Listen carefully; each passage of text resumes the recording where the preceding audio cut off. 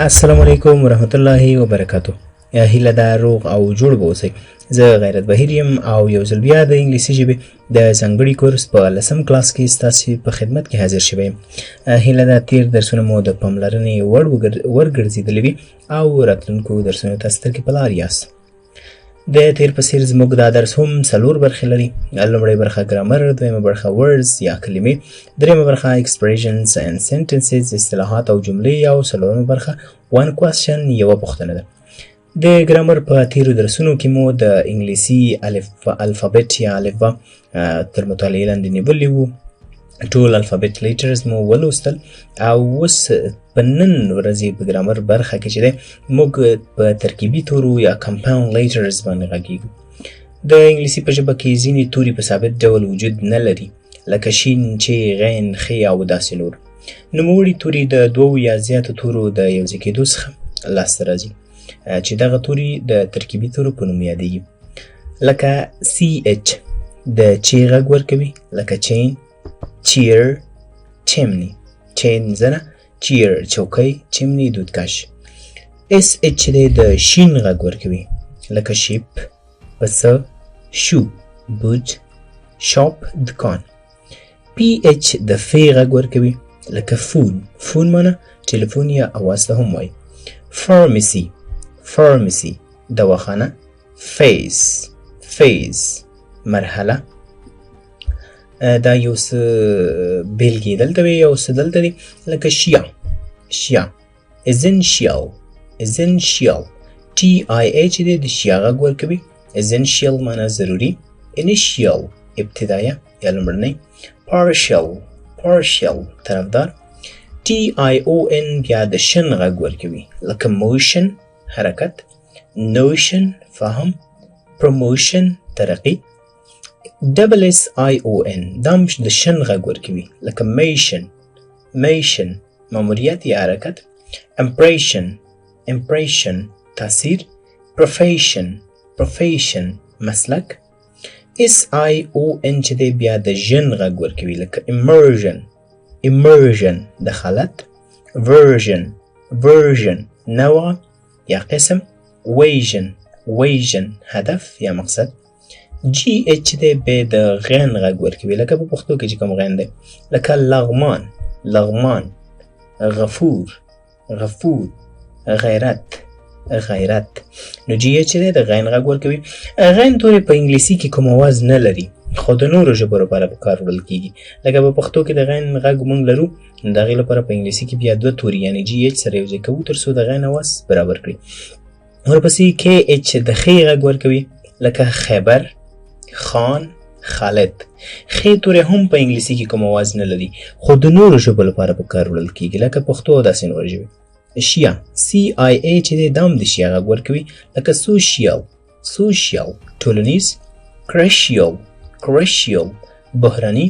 فاینانشیال، فاینانشیال مالی. TH ته دی د ت غږ ورکوي، لکه anthem، anthem سرود. think، think فکر کول. thin، thin ډنګر یا نری.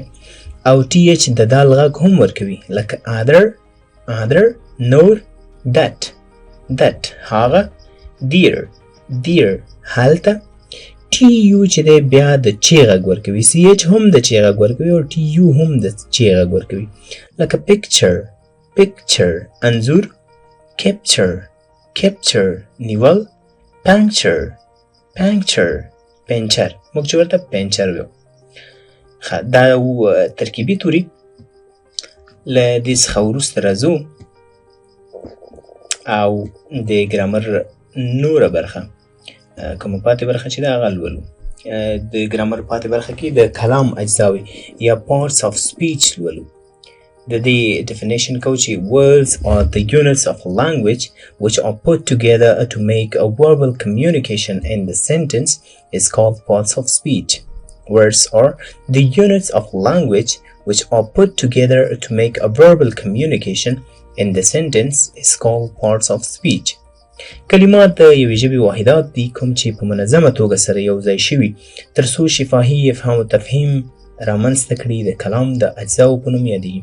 د انګلیسي په ګرامر کې یو له ډیرو مهمو برخو څخه د کلام اجزاوې دي یعنی parts of speech دي چې په دې باندې باید ځان پوه کړو. کله چې د کلام په اجزاو پوه شئ نو نور بیا تر ډیره برخه ستاسې مشکلات حلیږي، ځکه همدغه د کلام اجزاوې دي چې موږ پرې خبرې کوو. نوم، ضمیر او داسې نورې برخې سره یوځای کېږي او خبرې اترې ترې جوړېږي.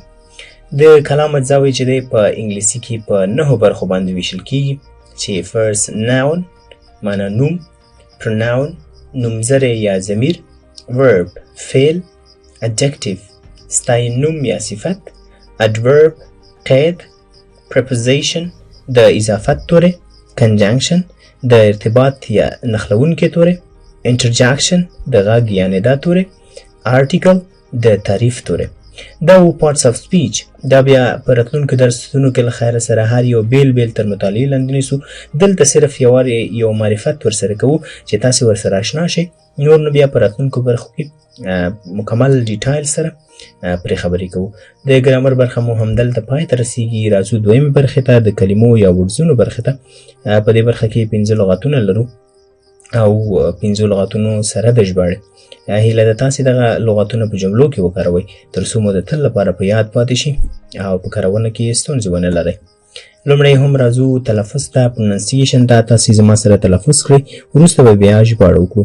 broker broker busy busy boat boat boon boon break break. بروکر معنا کمیشن کار یا دلال، busy بخت یا مصروف، boat وړه کښتۍ، bone هډوکی، break ماتول یا ماتېدل. د ورز یا کلماتو برخه همدلته پای ته رسیږي. درېیمې برخې ته راځو، expressions and sentences اصطلاحات او جملې.